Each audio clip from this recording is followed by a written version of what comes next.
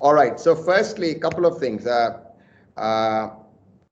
way I wanted to do this is, I'm not an expert in this field by any stretch of the imagination. So I'm trying to learn it too. Okay, along. So hopefully we'll all learn together. That's the first thing.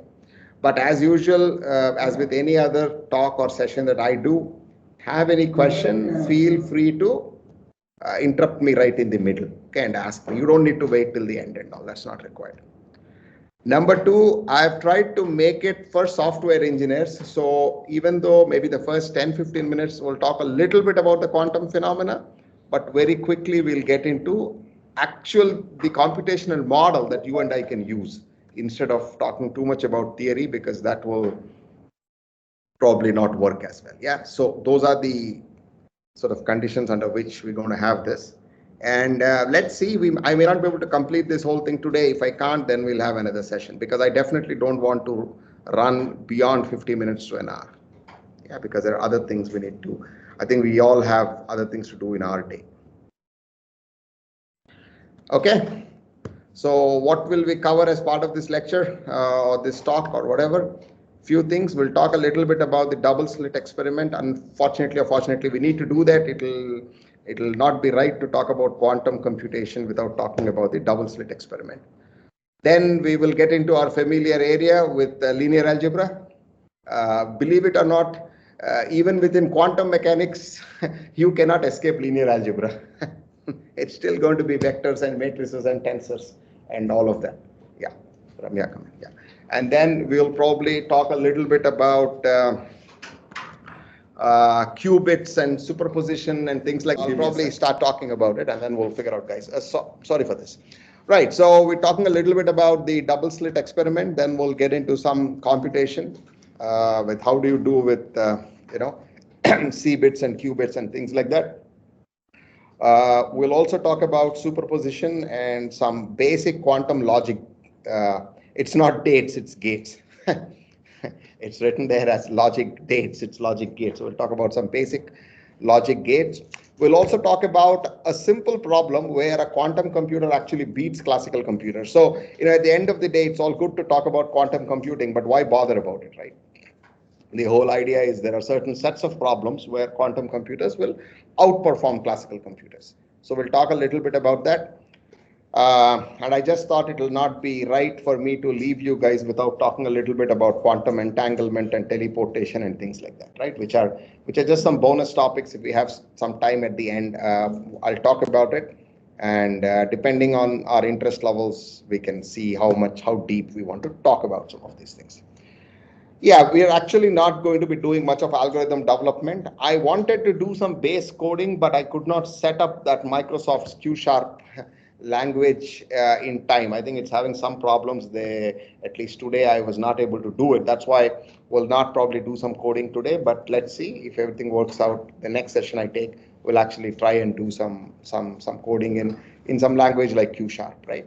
Q# is Microsoft's quantum computing language. Okay. All right, so I think everybody has seen this slide before in their life at some point or not, right? This is the whole Moore's law, that the computation doubles every 18 months, right? All of you are familiar with this, right? Everybody has seen this, and this is something that that has been going on over the last 30-40 years at least. And the reason we kind of talking about this slide right now is, if you look at the latest chipsets, right, which are like the Apple M1, for example, or the latest Intel chips, or the one from Qualcomm, the whole Snapdragon series, you're talking about more than 12 to 16 to 18 billion ICs, on one chip. So it's getting extremely dense. So the whole point is, when it gets this dense, you start getting into other problems that you normally don't get into, right? And we won't talk about this in detail, but there is a theorem, and people who probably come from some physics background, more specifically around electromechanical systems and heat systems and things like that. You'd have heard about something called the Newman-Landau limit. Okay, I don't know how many people remember that, but there's a limit which basically says if you want to perform a non-reversible operation. Okay, most of the operations that we perform are actually non-reversible operations. There is a minimum energy threshold. The minimum energy that will be required to perform those is given by your Newman-Landau limit. The problem is when this much energy gets used, heat gets generated. And the whole problem is how to take away this heat from systems like this and all of that, right? So it becomes a big problem. So you start getting into quantum mechanical type issues. So I think we're not yet there, but we are pretty close. So maybe it's estimated that within the next decade, your classical computers will start hitting the Newman-Landau limit, and at which point you will have to talk about quantum computers any which way. Okay. All right. So that's just to give you some context. Right. So I'm sure everybody has this question. If you don't have, you should have it, right? Even classical computers are based on transistors and ICs, which follow quantum mechanics, right? But are based on classical logic. So what is so special about quantum computers? Why should you care about quantum computers? Can anybody tell me when all of you decided to come and listen to this talk from me, why did you want to do it? What did you guys think was special about quantum computers? It's okay, man. I'm not going to mark you guys on anything. You can just say whatever. No, silence is dangerous, especially in remote. I'm getting irritated with this. I just feel like I'm talking to myself nowadays in most of these classes. So just tell me, anybody, anything. I see a lot of people. I'll start calling you by names then. Increasing the computational speed or of Yes. solving the intractable solutions. Correct. So you used a pair of very key words there, which we will probably get in back a little later. So intractable problems, and you can solve it much faster. So two words you said. I think I would suggest everybody remember those two words. We'll come back to them. Yes. Anything else? Hey, Srini. I'm thinking probably maybe in the domain of probabilistic programming, given key qubits have a characteristic of staying in multiple states at one point, versus the more transistor-based where you can be either 0 or 1, the bit-based. So again, all of these are pure guesses. I believe the probabilistic side of programming could be faster on quantum computers. Should be faster. Yes, that's one thing, but faster how? I think you're getting close to it. Faster how? Why will it get faster? Probably so in normal bit based, at any point of the time, one state is either in 0 or 1. But in just one state can be in multiple positions based on anything which will get into entanglements. So I'm believing with one bit, we will be able to store much more data versus the more with one qubit, we would be able to store much more data compared to one bits. Maybe somehow that leads to. You started off well. Unfortunately, this is not right. Okay. Okay. What you can store with a qubit is essentially the same that you store with a classical bit. But I'll give you a hint. Parallelism.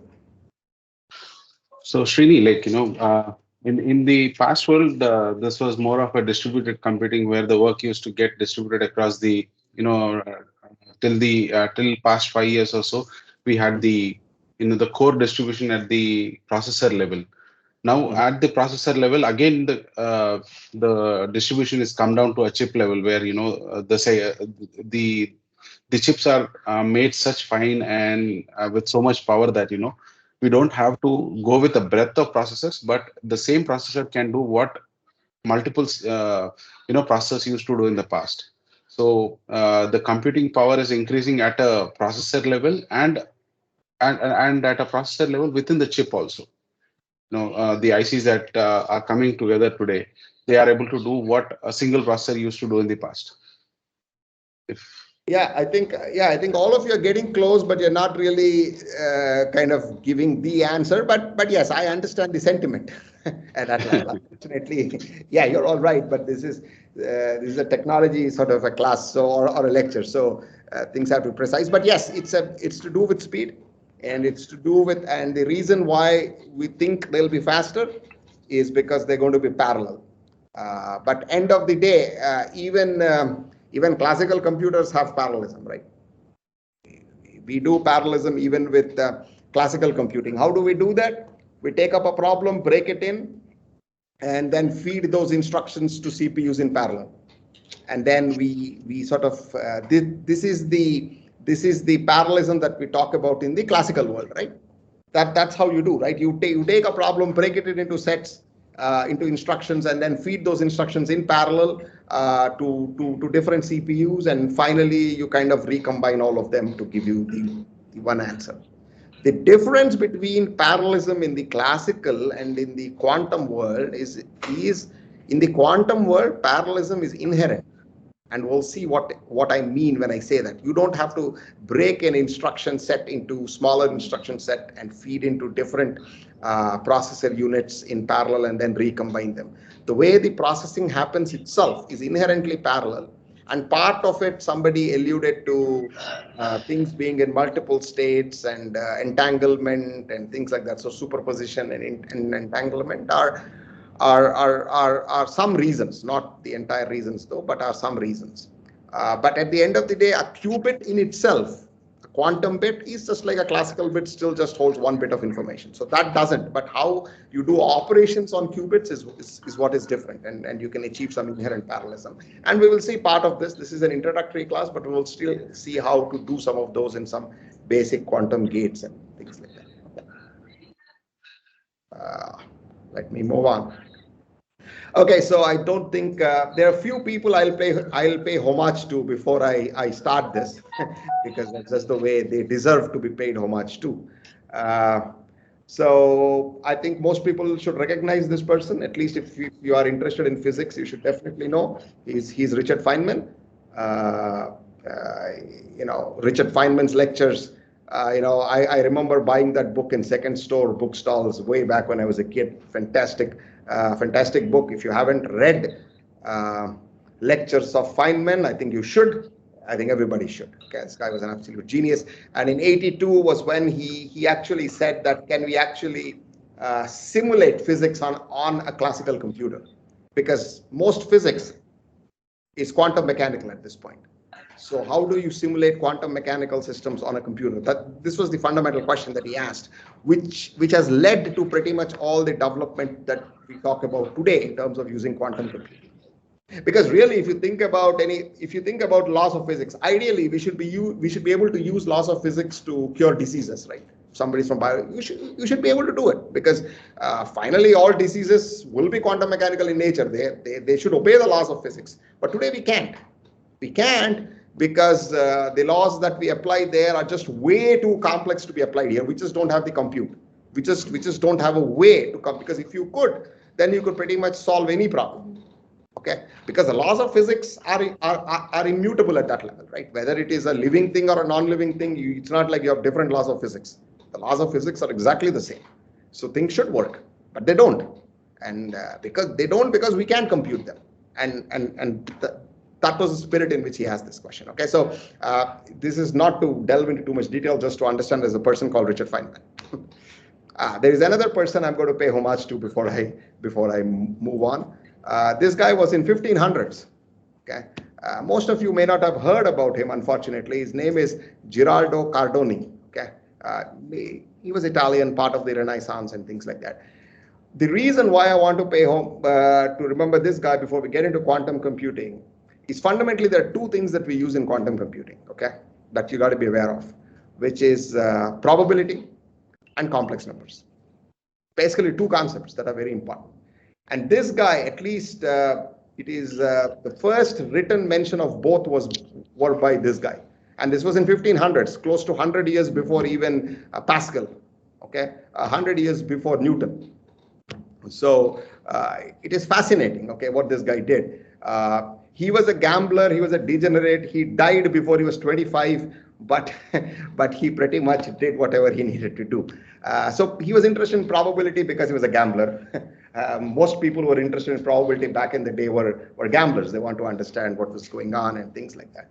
And he was interested in complex numbers for a very, very strange reason. he was somehow obsessed with finding the roots of cubic polynomials. He was doing a lot of work around that. And if you read his book, it will be strange. He was fascinated with square root of -15 for some reason. Okay, we don't really know why, but he was the first guy that we know who had written the square root of a negative number and was trying to work with it, right?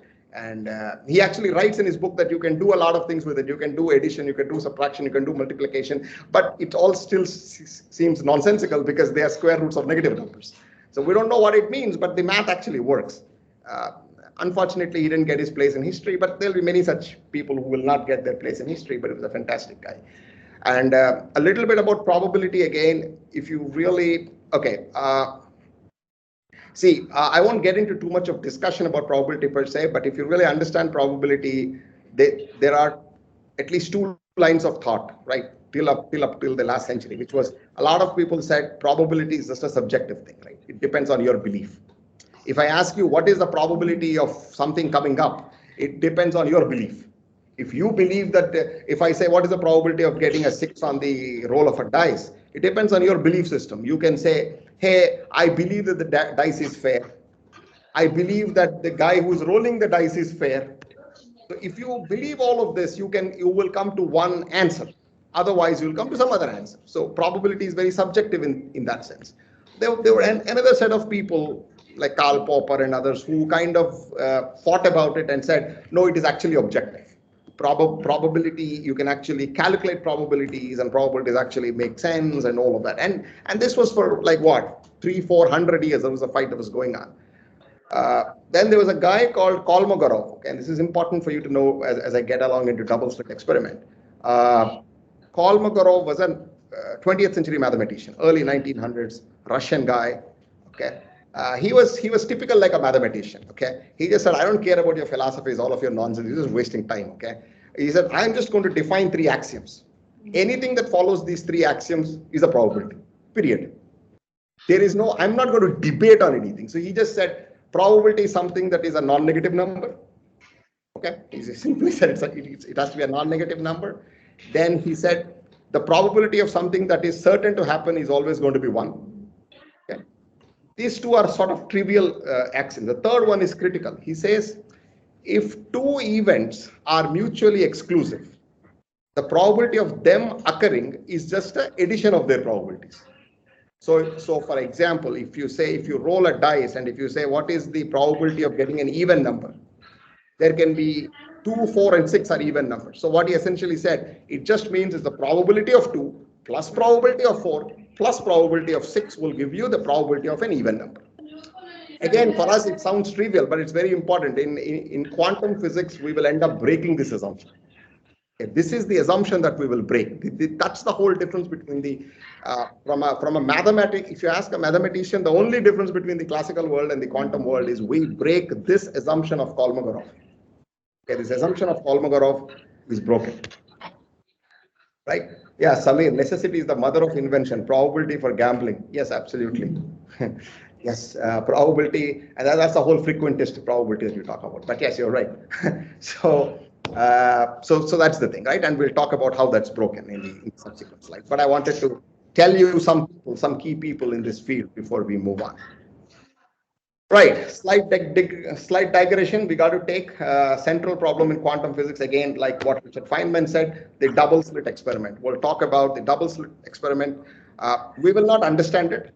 Nobody has understood it, but I will go through it to tell you what that experiment is. Yeah? If you understand it, that's it, man. I don't even know what to call you. You have solved the universe and everything else along with it. Okay, nobody understands the double slit experiment, but we'll go through it because it's unfair to go through quantum computing without understanding double slit. Okay, fantastic, fine. So this is a simple experiment, right? You have some light source, you have 2 slits, and you see some bands on the other side, right? If you put a detector, simple diffraction, right? Light behaves like a wave. Light behaves like a wave, it diffracts, and you see that nothing phenomenal. Newton knew about this. Okay, so everybody knew about this. We all have studied theories around this, reflection, refraction, your formulae, all of this you studied based on this, right? Now, let us say if you believe that light is a particle, which is the wave particle duality of light that you kind of learn. If it's a particle and if there are two slits and you pour them through it, I'm just giving an example of sand here because you don't have photons falling, but you do that, then this is how you will expect them to be kind of grouped together, right? With some probabilities. Again, in the classical world, you kind of put some sand and you do that. Now we're getting into the interesting setup. Okay. So now let's just say we have something with two slits.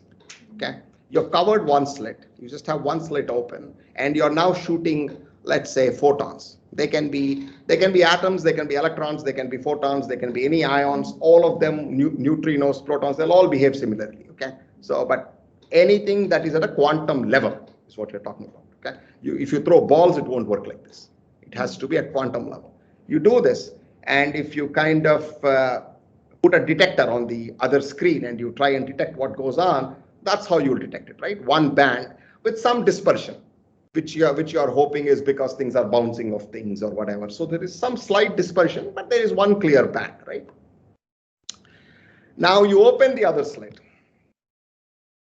and you see what happens. Now this is nonsense, right? Because you get a wave-like pattern when you're shooting particles. How does that happen? Photons are particles. So when you're shooting atoms or photons, how are they giving you the same pattern? This is the same pattern like what would have come if you hit a wave, right? It's kind of the same sort of diffraction pattern that you're seeing here. So this is the this is the issue, right? We don't know. We don't know what is going on because maybe the force will be. Yeah, we'll get into a lot of assumptions like that. Don't worry. There are a billion assumptions on why that happens. Okay, but we'll see some more interesting things. Now, if you're a physicist or if you're a scientist, you want to do different things, right? What do you want to do? You want to now hit them probably particle by particle and see what's going on exactly, right? Because that's the scientist in us, which is trying to kind of make you do things like that.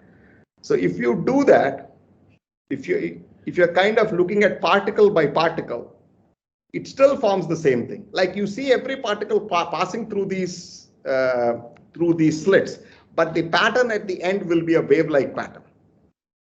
It still does this, but we are still not very convinced, right? We are horrible people. Humans want to understand exactly what is going on because it doesn't make sense. Your entire physics just falls apart. Your Kolmogorov's third axiom falls apart. What is the probability of them happening there? It should be if the probability of a particle passing through the first slit is, let's say, P1. And let's say if the probability of it passing through the slit 2 is P2. And both of them are mutually exclusive, right? Because a particle either passes through slit 1 or through slit 2. Then the probability of it landing it anywhere else should be P1 plus P2. That's what Kolmogorov says. That's how we built our entire bloody statistics and probability based on that. But that is not P1 plus P2. That is something else. Who knows what that is? Yeah, no. We are detecting photons on the other side. We are not detecting air. That's a pattern that's formed. You can do it in vacuum. You can do it in all sorts of things. That doesn't matter. Okay. So now what do? We actually put a detector on just one slit. Okay, on just one slit we put a detector. On the other slit we are not detecting. I am just saying I'm going to detect it as it is moving through. Okay, I'm detecting. Here also I'm detecting, and then I'm seeing the thing at the end. What do I see now? Now I see only two points, which is probably closer to classical probability, or what you would assume. So what the hell? Does the photon know that it's being spied upon? I don't know, right? You remove the detector, you again see the same pattern. Like I said, nobody understands the double slit experiment, but this is what goes on in a double slit experiment. We will talk a little later in this talk on why that happens, okay? On why something like that happens and how do you mathematically explain such a phenomenon. But the important thing at this point for you to remember is Kolmogorov's third axiom is broken. Okay, And that's a very, very important part. So probability, as you knew about it, doesn't. Yes, and you how to decide. Yes. So maybe that light, when you put the camera, that light is deviating the photons or not. Wave particle dual nature of light. That's what. Duality. But duality is somehow it is seeming to decide when to be a particle and when to be a wave. Yeah. And even within particles, it is deciding. See, how is it knowing that something else is passing through the other thing, and hence I will adjust to look like this at the other end? Correct. When this is happening, what is it doing? It is deciding to form a specific. But it doesn't make sense, right? A photon you don't think has consciousness to kind of make these sort of decisions en route. Anyway, don't get too carried away with this. There are a lot of the answer is in entanglement. Okay. Maybe that electricity that's coming from there that is creating a magnetic field. All of that is measured, Shrikant. It's not like you are having phenomena out there that you can't observe. Okay? We know it. The whole point is anyway. That's fine. So we'll get about it. We'll talk about it. It's up to quantum entanglement when we get to entanglement, but we'll focus on the computation model a little bit, so that because we actually want to be practical about it, and then we will also talk about this. The strange part is Einstein felt exactly like you, so you are not in inferior company. Okay, when this came out, Einstein was completely against it. He thought this is all nonsense, that this can't work out. And actually Einstein with two of his colleagues, it's called the EPR, Einstein, Polotowski, and Rosen.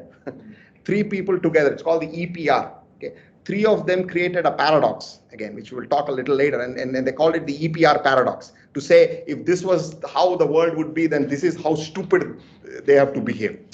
And I think it is the EPR paradox, right?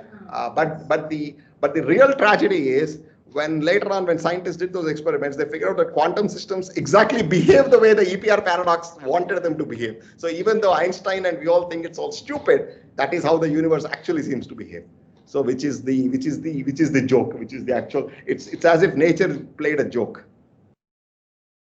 Okay. Anyway, two powerful ideas. We've got quantum complexity and quantum error correction that we'll go through. Quantum complexity, I think we talked about a little bit, but the idea that I want to bring it there is high amount of parallelism because of entanglement and because of superposition and all of that. But the real problem, the thing why we can't achieve that so easily, we have to also understand, we have to be very, very clear about that this is not a solved problem. Okay. The problem is, if you have a quantum system, think about you have a quantum system, right? And you're trying to do some computation in the quantum system. Then, every time the quantum system reacts with its world nearby, the quantum state changes. So there will be errors included, like errors will keep propagating through the system. So it's very, very difficult to create an isolated quantum system that can actually work and do your computation without being affected by its external environment. So you have to do something called quantum error correction. A lot of error correction needs to happen. And typically for one qubit that has to work properly, you may have to have about from 5 to 10 qubits. You have to just kind of put them as redundant qubits just for managing the error correction. Though we will not be going into those details as part of this lecture, but that's a huge problem, right? And there is a certain mathematical, there is a whole field of mathematicians who believe that quantum computing will never even happen. Okay, not at the scale that we want, and that's something that you guys need to be aware of before you want to spend the rest of your life doing it. That's because the whole idea is as you increase qubits, the noise within those qubits grows exponentially. So it's not a race you can win. I'll be very sad if that happens, because that means as if the universe is conspiring against you and not letting you give you that compute. But there is a whole theory around it. Okay, but at this point, at least for the sort of quantum computers we are creating, we are able to create. Of course, we are creating much smaller ones, just about 100 qubits sort of size at this point. But at those sizes, we are able to do it. Can we do it over a million qubit size? We don't know. The answer is we just don't know. We may be able to get there in the next decade. We may never be able to get there. Okay, but anyway. Moving on. Okay, now I think with the live brains working, we don't be able to achieve because our brain also kind of sending waves, I believe. Yeah. So we also have some kind of frequencies. So that will affect your quantum field. Yes. I don't know. I don't know about that. I don't want to go in there. But this is the reason, right? Now, this is the reason why we want to do quantum computing, right? What we believe is there are some classically easy problems. You heard about that. You guys familiar with PNP type thing? Okay, I'll just give you a 10-second thing of this. There are certain problems that we think are easily solvable. When I say easy, can be solved in polynomial time. Right? What is polynomial time? Some polynomial where the worst case scenario, if you look at some sorting algorithm, for example, or some search algorithm, or those sort of algorithms have worst case time bounds, which are polynomial in nature. Polynomial means some x to the power 5, x to the power n type bounds. Okay. Now there are another set of problems which we call non-polynomial deterministic. So for example, if I give you a problem, now those problems do not have a solution in polynomial time, but given a solution, you can see if it's right or wrong in polynomial time. So for example, if you take Sudoku it is impossible for you to write an algorithm that solves a Sudoku of any size, of size n by n, where n tends to infinity, in polynomial time. You can't do that. Yeah, it's not possible. But given a solution, you can see if it's the right solution or not in polynomial time. That you can do. For example, the same factorization problem that you talk about, right? Given a large number, all your security, all your RSA security, everything is based on prime factorization. Given a large prime number, can you factorize it? Yeah, hi. Can you factorize it? Now, factorization cannot be done in polynomial time. There is no algorithm to do. If you could do it, then there is no security in the world. Because all security, all RSA encryption is based on the simple assumption that primes cannot be factored in polynomial time, large primes. But given two numbers, you can easily multiply them and see if it's a solution or not. Right? So there are certain problems which can be solved in polynomial time. There are certain problems that cannot be solved in non-polynomial time, but the solution can be fitted. You can see the solution or not in non-polynomial deterministic time. That is NP. Then there's a third class of problems which I will quickly go through, which is called non-polynomial complete, NP complete problems. Okay, sorry. The NP complete problems are such that where you cannot even check the solution in polynomial time. Forget about solving it in polynomial time. You cannot even check the solution in polynomial time. Okay. Traveling salesman problem, for example. For certain classes of traveling salesman problem, you cannot solve the problem in P. Given a solution, you cannot even determine if it is the best solution using in P time. So it is NP complete. Okay. So those sort of problems. And of course, there's a whole thing about P equals NP and all of that. But that just means that if you solve one NP problem, you can solve all of them. There's an equivalence or a homeomorphism out there. And this is the dream we have got in quantum computing. That what you have, I don't know why this is becoming like this, but hopefully, yeah. So there are certain problems which are classically easy, which we say are P, and hopefully it also includes some NP problems, which are NP in the classical sense, but become classically easy in the quantum sense. And some are quantumly easy, which we are hoping is the whole class of NP complete. And quantumly hard, at this point, our guess is hopefully there is nothing there. But that's just a guess, okay? It's a Millennium Prize. Nobody really knows about it. I'm sure there are problems that are even quantumly hard.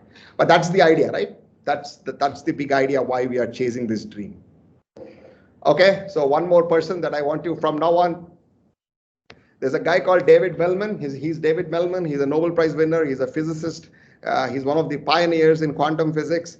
And there is a class that he taught at UC Berkeley, and where he said, shut up and calculate. Okay, say you cannot understand quantum physics. Don't try and get scenarios in your classical world to match up there, because our language is not sufficient. Our language itself is modeled in the classical world. The words that I use don't make sense in the quantum world. So the only guidepost that you've got in this world is mathematics. Mathematics is the only thing that works. So, and I completely agree with his opinion on this. Shut up and calculate. Whatever your equation tells you is the answer. Okay, it is not like, hey, this is the quantum world. It looks, this is similar to this in the classical world. No, it's not similar. It cannot be similar. Even the word similar doesn't mean anything. So we shouldn't be using all that. Yeah, yeah. I have always read his lectures. I've always followed him. You can also do it. He's a fantastic physicist from UC Berkeley. Okay. All right. Now we come into, I think, the real part of what engineers will be interested in, because we'll be starting to solve some problems here. From till now it was English. We get to the math now. So right. So now let's just say, forget about quantum thing now for a while. Okay, it's got nothing to do with quantum. So a normal classical bit. If you've got a classical bit can have the values of 0 or 1. Okay, that's all the values that it can have. So the way you write 0 is that you see that weird notation, with some greater than symbol and then a line on the left hand side. That's known as the Dirac notation. After Paul Dirac. I think everybody should have heard about Paul Dirac. It's also called the light ray notation and things like that. He's a physicist. Paul Dirac notation. But we will use the below notation to simplify it, because if I had used that notation, first learning that notation would be more cumbersome for people. Okay. So you write 0 like the one I write on the top. So think about it as an array indexed from 0. So if you have 1 at the 0th position, that basically means it's 0. Okay, 1 at the 1th position means it's 1. That's it. Okay, 1 0 0 1, simple, right? And you will be very, very familiar by the time I'm done with this class. This will be second nature to you guys. If it's not, then anyway you're lost. So it should be, right? Simple. This is just a very, very simple revision of matrix and multiplications. Yeah, I don't really want to go through it too much. I just hope you guys know, but I just want to put it out there saying that, hey, don't tell me how you multiply 2 matrices or 2 vectors or whatever. So that is what that is. Okay, it's nothing great. Nothing great. I would like to take your attention though to those matrices on the matrix on the right side. Okay, so you see that matrix which has got 1s on the diagonal and 0 everywhere else. What is special about it? Identity matrix. Is the identity matrix, right? So because if you multiply with that, you get the same value back. Now the one below is a little interesting, right? What is the difference between the one below and the one up? The third and fourth rows are reversed, ulta, right? The third and the fourth rows are reversed. Correct? Yes. No, the second and the third row, sorry. The second and the third row. The second and the second row comes below and the third row goes up. Right? The second and the third rows are mixed up. So what happens if you multiply it with 0, 1, 0, 0, you get 0, 0, 1, 0. So those two numbers also flip. So whatever rows you are flipping, the numbers there in that column flip. Okay, it's an important intuition to have because you will keep doing it so many times that it's just a trick. Instead of having to multiply the whole thing, you multiply the whole thing, you'll get the same result any which way. It's just for you to remember that trick. Okay, makes sense, guys? Till here, there is nothing. I don't think I've said anything which is great. Okay, I should have probably asked this question to you guys before, but I forgot. So when you have 1 bit, you can do 4 operations on 1 bit. Correct? With 1 bit, you can, and this has got nothing to do with quantum. It's classical also, you can do only 4 operations if you have 1 bit. What are those? They can be an identity operation. Okay. Negation, opposite, constant 0, constant 1, which means irrespective of whatever the input is, you make it into a 0. Irrespective of whatever the operation is, you make it into a 1. Right? 4 operations: identity, negation, constant 0, constant 1. Okay. Now here there is a bit of question on what is a reversible operation and what is an irreversible operation. Let's talk about that a little bit. So always remember those matrices on the left side. Okay. The reason I'm telling you that is it's so important. See, identity, diagonal 1 1. When you say negation, 1, 1, opposite. Diagonal is 0, 0. Okay. When you say constant 0, all zeros have ones. The top one, 1, 1, 0, 0. Constant 1, ulta. 0, 0, 1, 1. It's just for you to remember. Yeah, you don't have to memorize it today now, but I think as you go through this, you'll probably understand. But now let us talk a little bit about what is a reversible operation and what is an irreversible operation. Reversible operation basically means looking at the output and the operator, I should be able to get what the input was.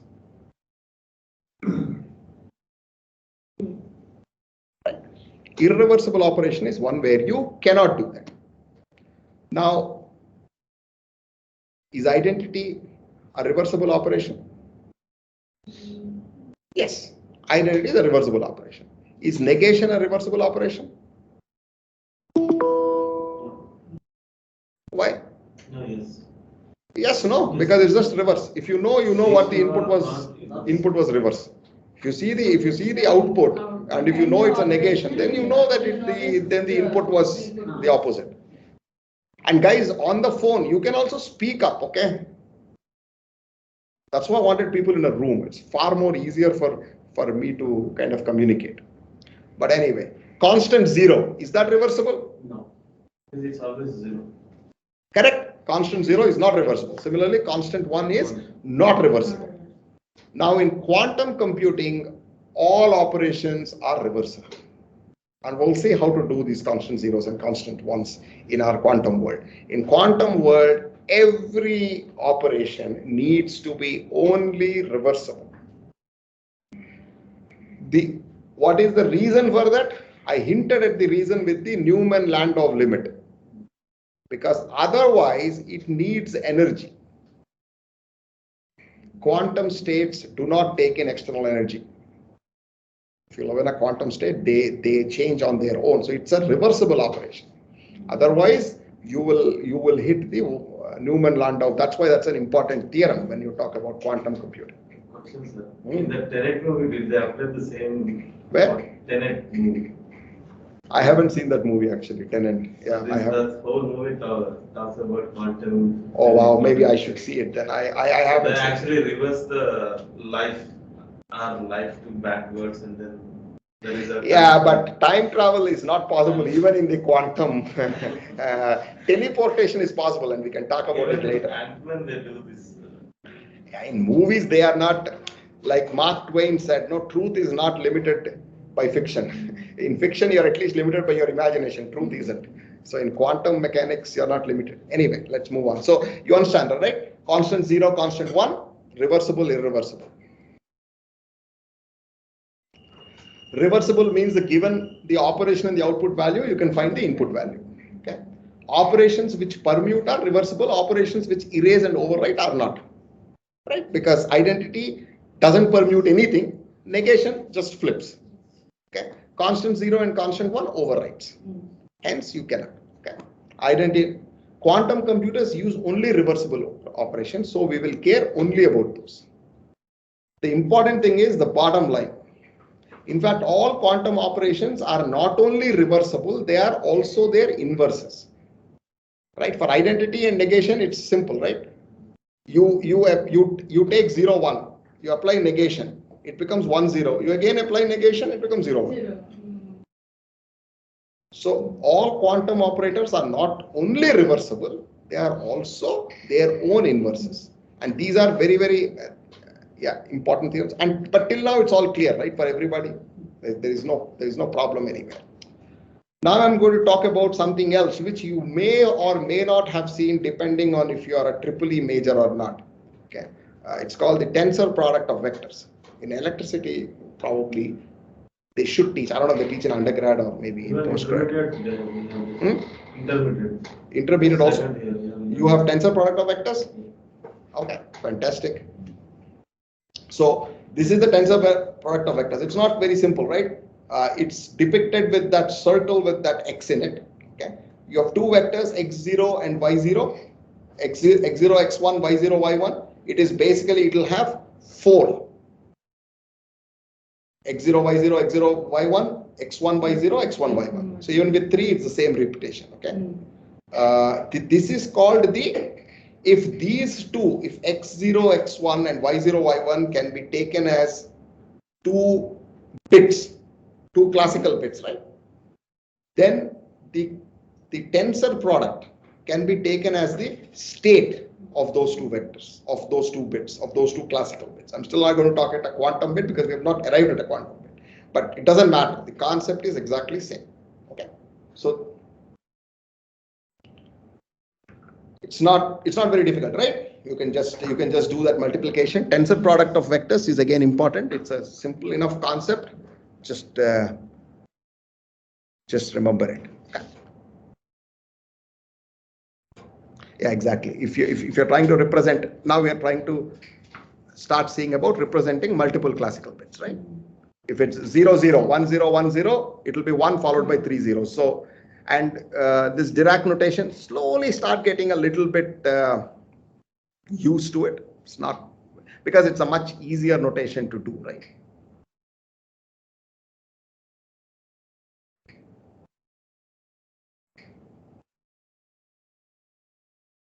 And you understand why that is 4, right? If I can write it as 4 also. You understand? Because 1 0 0 in binary is 4.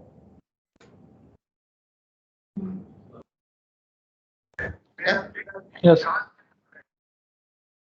Sorry? No, I'm saying I got it. Okay, good. Yeah, so it's nothing very, yeah. Siddharth, okay, Siddharth. So it's simple. So that's why it's 4. We call this tensor representation the product state, right? Or the vector state. Some people will call it vector state or product state, doesn't matter. We can factor the product state back into the individual state representation. This is very, very important. So given the vector state, the product state, because I'm going to call it product state here, you can factor it out. Now, the question that you might have is it always possible to factor it out? Okay. The answer is no. Right now, we will talk about, for a while, we will pretend as if it is always possible. There will come a stage when I'll start talking about quantum entanglement, where we will see that those product state cannot always be factored out. In fact, that can be the mathematical definition of what is an entanglement. The product state of two qubits cannot be factored out. Okay, but anyway, I'm putting the horse before, or the cart before the horse right now, I guess. But the product state of n bits is a vector of size 2n, right? Yes. And here there is a small whisper you can probably hear of the power of quantum computing, that parallelism that you're talking about, right? It's 2 to the power n. So if you have n qubits, you will have a, and using things like superposition, you can do some fun things. Okay, so, and that's where the sort of it's still a gentle whisper, but I'm hoping you can hear it as we get along. You'll probably see it a little bit more. Okay, so till now, okay, guys, everybody fine with whatever I said? I remember there is another principle 2 power n minus 1, so I don't know what it is. There are so many things. So which is This switching theory and logic. oh yes, yeah, there is. Yeah, we'll. Okay, now this is a very, very important operation in quantum computing. Okay, it is called control knot, C knot. C stands for control. Okay, so in classical computing, and we can learn it using classical theory, but we will probably use it in the quantum computing more. But see, in classical chip design or logic gate design, more than chip design, you know that you can do everything using NAND gates, right? So that's what the theory is. Anybody who's a computer science engineer should definitely know. Anybody who isn't also, who has taken some courses on logic theory and things like that, should know. So your basic gate is called the NAND gate, and using a combination of NAND gates, you can build pretty much every other gate, whether it's the OR gate or the AND gate or the XOR gate or whatever gate that we are talking about in classical computing, you can build using NAND gates, right? So that's the whole funda. Similarly, we can build the C-naught gate is the base gate for quantum computing. Okay, again, not 100% true. This whole thing that I'm talking about. If you really go out in the market, talk about it is called the Gates quantum computation model. Okay, this whole model that I'm talking about. There are other quantum computation models also. I think one is after a guy named Tomophil. Okay, Tomosil or Tomophil. I forgot his name. Okay, so there is another model after him and things like that, where the C0 gate is not enough. There are other gates also that come in, but in the computation model that we are going to be talking about today, because this is the more simpler introductory one, the C0 becomes very, very important. So how do you understand C0 gate operates? This operates on pair of bits now. So on one bit, you had 4 operations. Okay. Now this is a gate that operates on, because it's a gate, you would want this gate to operate on 2 bits. Okay. It operates on a pair of bits. Now you have to call one of it as a control bit and the other as a target bit. If the control bit is 1, then the target bit is flipped. If the control bit is 0, the target bit is unchanged. That's the logic. Control not is that. Okay. The control bit is always unchanged. So if you pass in 0, 0, you should get 0, 0. If you pass in 0, 1, you should get 0, 1. But if you pass 1, 0, you should get 1, 1. And if you pass 1, 1, you should get 1, 0. Because the control bit is 1, the target bit is flipped. And the most significant bit is always the control bit. Okay. The most significant bit is the control bit. Control bit is 1, the target bit is flipped. So that is the gate. Because the last 2 things will flip. If you flip the last 2 rows, that matrix that you see is the C0 gate simply. That is, maybe it is a homework for you guys to go back and see that multiplying with that matrix will always give you what you are expecting here. And see, it's always useful to try out these things, because otherwise it's like my son learning mathematics only. It's completely useless. So you can't read a lecture and learn. You have to do it. Unfortunately, there is no shorter way. Okay, I keep telling it to everybody. These are some examples. I think you can just go through it. See, if you don't understand it, ask me, because it's very simple.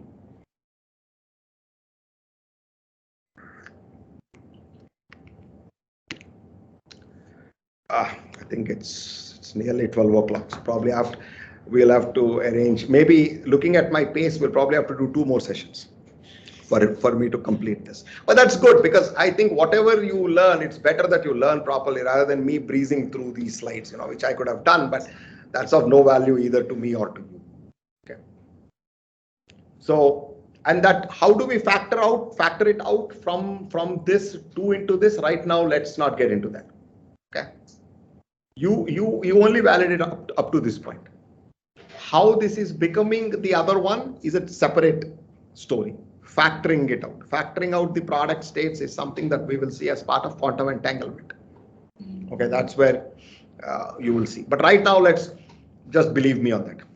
But look at till this, because that is important. Okay. Okay, last 2-3 minutes, I'll take some questions. I'll just see what's the next slide. Operations on. Oh, it's just more and more examples. Maybe I can show this also. There's no problem. It's just more examples. And I will send the deck up to this point. The reason I don't want to send the whole deck is I don't want you coming into the class completely confused. And then me having to, because those slides don't explain everything. They just put whatever I wanted to put out there, right? So it doesn't explain everything. Okay, anything last 2-3 minutes, 4 minutes, you have some questions for me or whatever, or also feedback for me. I'm open to feedback, because the next class that I take, I can change myself to make it more useful for you guys. So, because please understand, this is for you, this is not for me. Fortunately or unfortunately, I have done this a couple of years ago, so I am okay. So why this quantum computing is very important?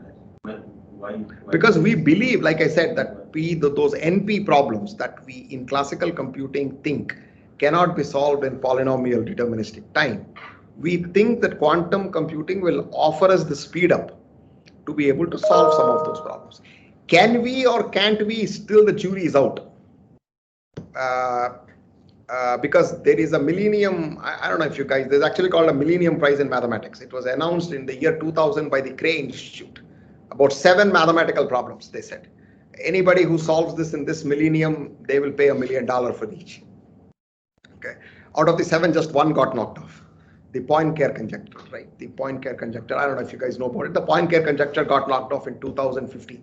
It's a mathematician who proved the Poincare conjecture and got his $1 million. But the other 6 are still remaining, and this is one of those 6 where you're saying, can all NP problems, is P equals NP?